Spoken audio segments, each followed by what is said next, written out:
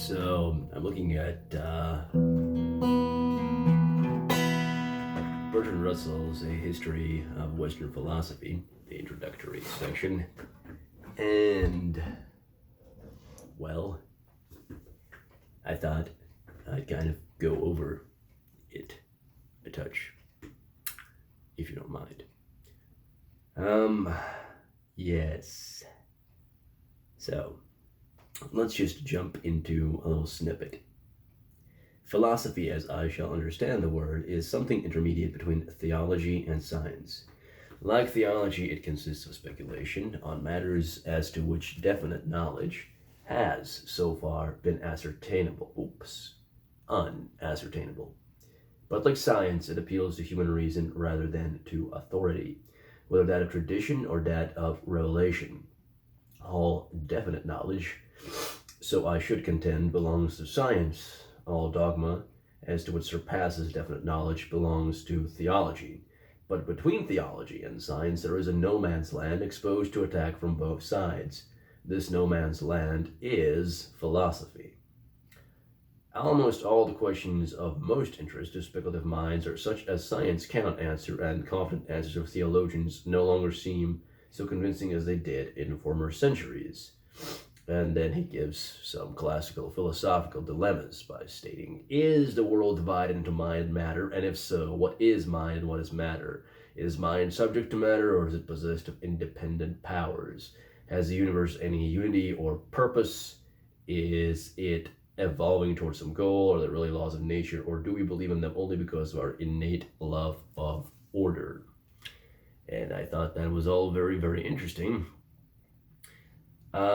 Because he mentioned that it's this no man's land, that traditionally questions have been answered either by authority or by rather obvious things, which then developed into the scientific method, which I honestly think would have been proper to say, well, the scientific method developed out of philosophy, philosophizing, as it were. But again, it's whatever you choose to talk about, however you choose to present information, and Bertrand Russell is probably a bit more capable in that regard than I am. But I threw in my 2 cents nonetheless.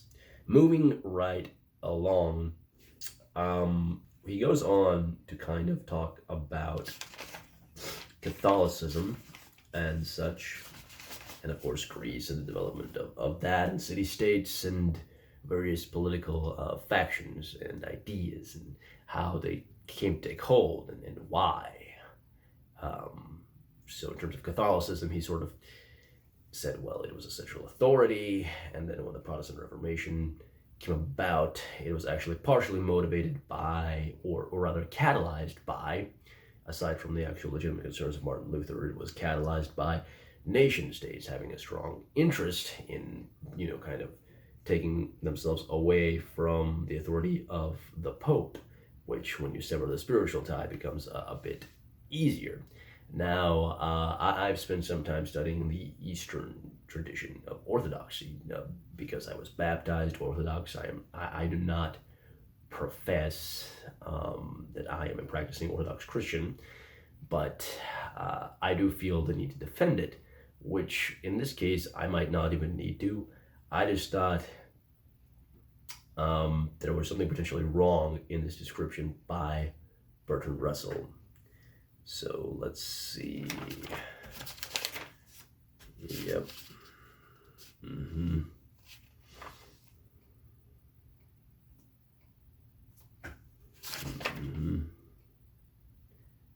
Yes, I believe it was here where he was talking about the Catholic and the Protestant and such.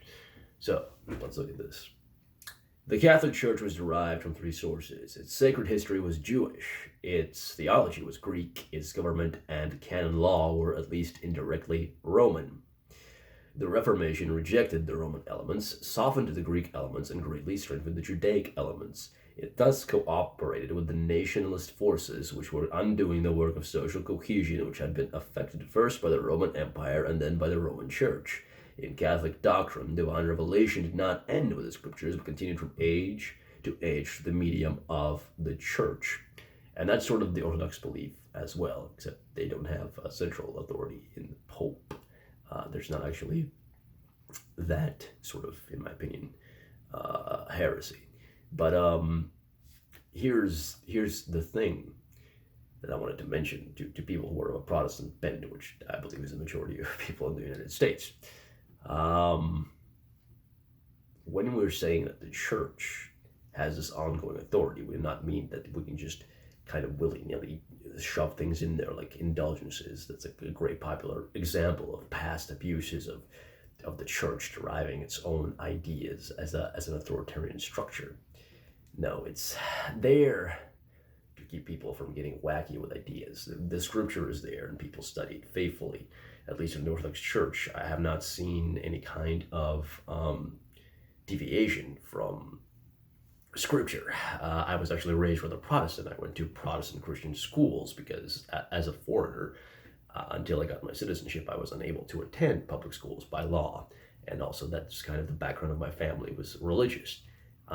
So I then started, just kind of going to church some of the time for old time's sake in my early 20s. And I noticed that all these things that they were saying in terms of, they were rediscovering this new way of thinking about their faith. And it was always kind of like a philosophy discussion.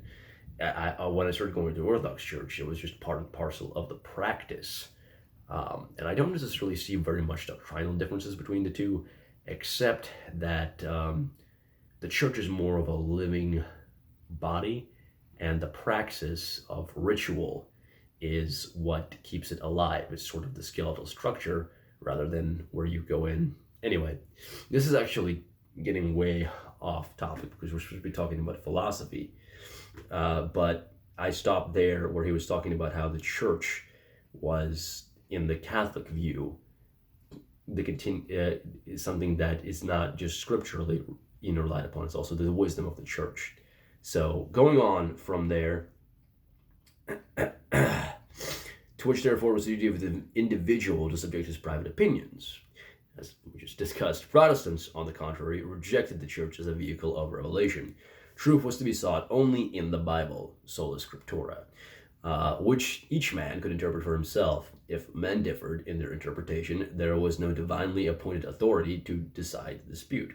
In practice, the state claimed the right and had formerly belonged to the church, but this was a usurpation. In Protestant theory, there should be no earthly intermediary between the soul and God. And actually, in Orthodoxy, that is also the case, but we still do confession because it's a part of that kind of community trust and a demonstration of goodwill to which you subject yourself. It's something that you are required to do in that faith in order to receive communion. That does not mean that you are not worthy of communion in the eyes of God. It is simply there to help you realize your salvation, because it is an ongoing process since we are fallen creatures. And I just wanted to point this out because there's a lot of snark that people have, a lot of misconceptions that there's icon worship. And again, I'm not really Orthodox. I just took a brief interest in it because I noticed, first of all, it's my cultural heritage in a way, and second of all, I noticed a lot of truth in it, and yes, so I just also don't like when there are factual or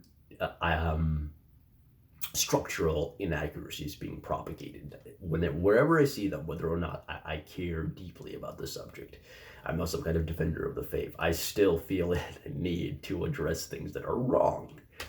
But anyway, getting to the point of where he was talking about Constantinople and communism and all that and tying them together. I probably should have prepared a little bit better. Let's read here.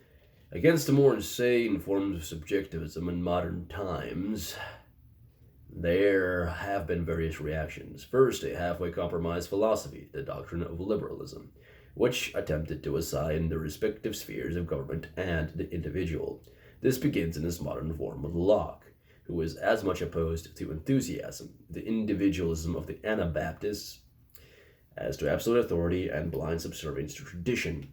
So the Anabaptists were kind of this Protestant sect that sprang up and were very liberal and kind of veered off into crazy sexual immorality territory where, oh, well, we're just led by the Holy Spirit. So I imagine there were probably some orgies there. But again, this is just what I'm extrapolating from what I read. Go look up the Anabaptists, which eventually kind of, according to this, again, became Quakers here, which Quakers I don't think are known for their horny orgies. So yeah, let's see. Bum bum bum bum bum bum bum bum bum bum bum. Yes. A more thoroughgoing revolt leads to the doctrine of state worship, which assigns to state the position that Catholicism gave to the church, or even sometimes to God. Hobbes, Rousseau, and Hegel represent different phases of this theory, and their doctrines are embodied practically in Cromwell, fancy that, Napoleon, and modern Germany. So modern Germany meaning, I believe at the time of this writing, it was still around the World War II era, so Nazis.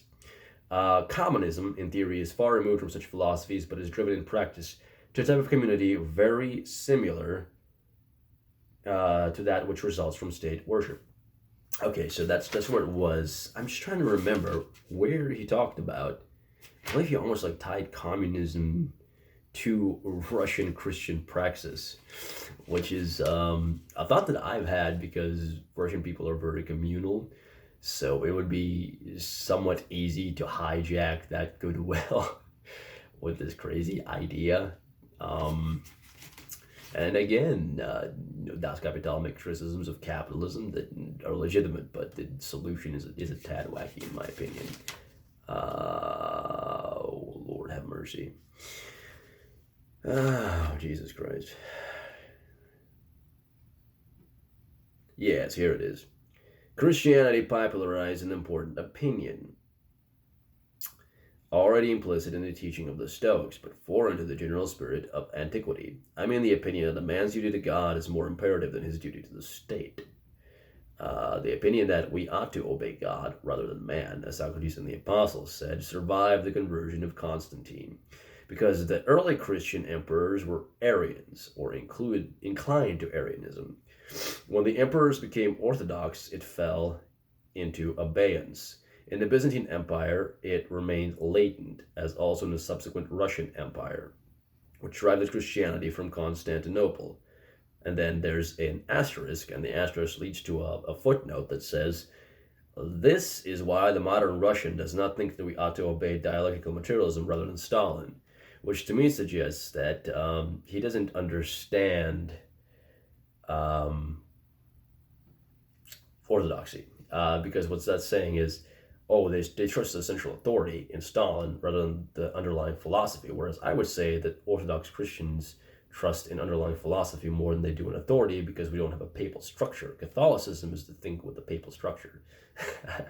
And again, when I'm saying we, it's just because I've recently come out of a very serious flirtation with that system. But I'm a bit too. There's certain things in the doctrine of Christianity itself that I find untenable.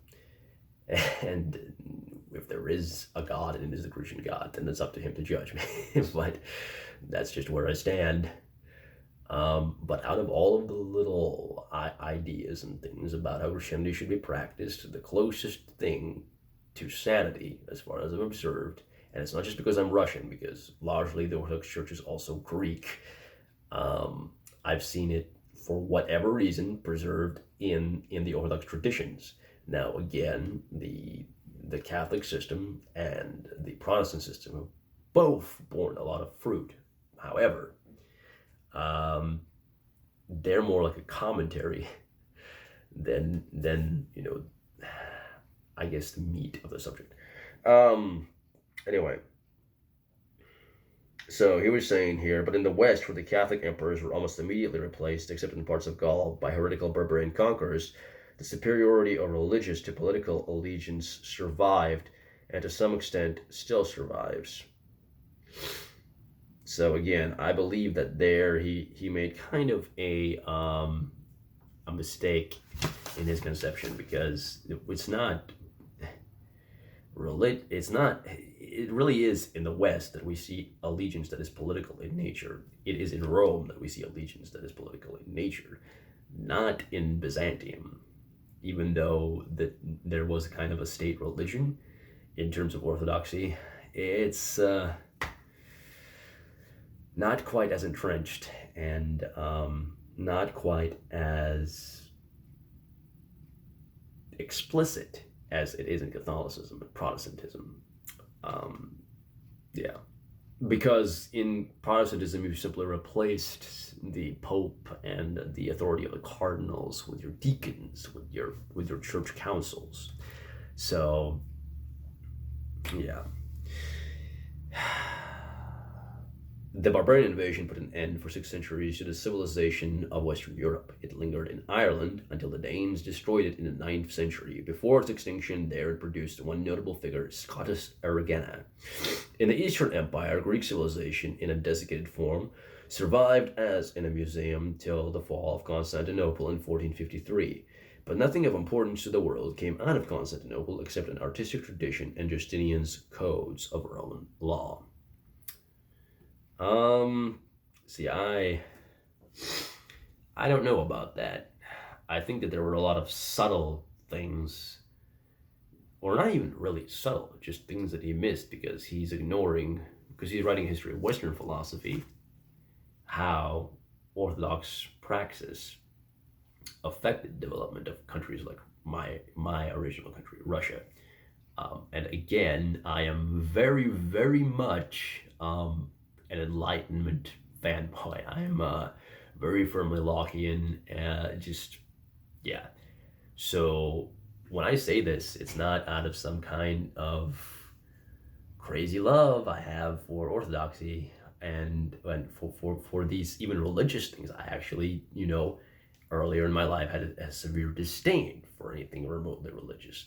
And I'm not now trying to be one of those guys that's like, oh my God, well, religion did this and this and this. I'm just saying, give the philosophical implications of religion as it was born out in its spheres of influence its due. Otherwise, you're just being an ass.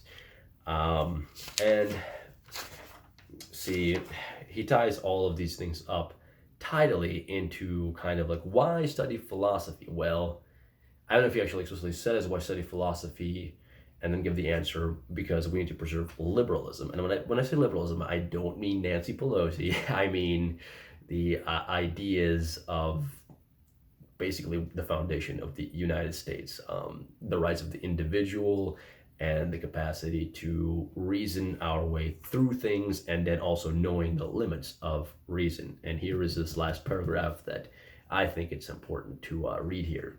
So it is clear that each party to this dispute, as to all that persists through long periods of time, is partly right and partly wrong. Social cohesion is a necessity, and mankind has never yet succeeded in enforcing cohesion by merely rational arguments.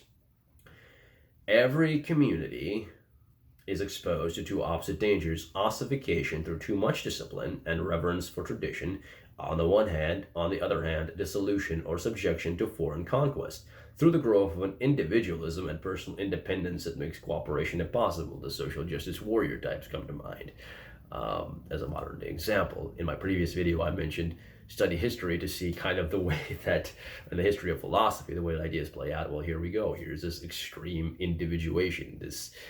I hate to use the term postmodern because it's overused and I think wrongly used in a lot of cases and wrongly kicked aside as an idea, but there is an element of postmodernism in kind of deconstructing things and making them meaningless simply for the gleeful joy of it, which leads to this hyper-individualism, which is just kind of solipsistic madness.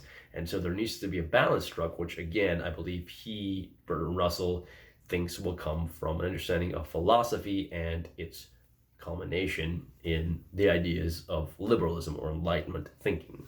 So it is clear that I'm just going to repeat all that again. It is clear that each party to this dispute, as to all that persists through long periods of time, is partly right and partly wrong. Social cohesion is a necessity, and mankind has never yet succeeded in enforcing cohesion by merely rational arguments.